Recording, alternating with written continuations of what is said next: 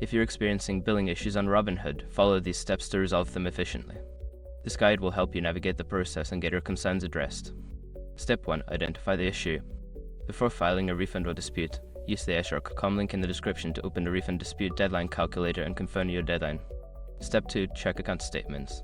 Review your account statements and transaction history on Robinhood. Look for any discrepancies or unexpected charges that may clarify the nature of the billing problem. Step 3. Contact customer support.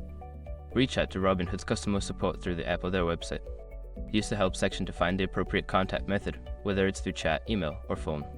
Step 4. Provide necessary information.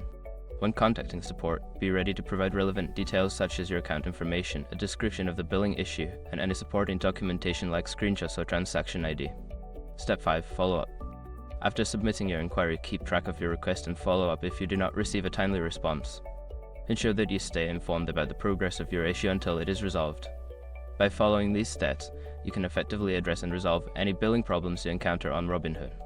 Remember to stay patient and persistent throughout the process.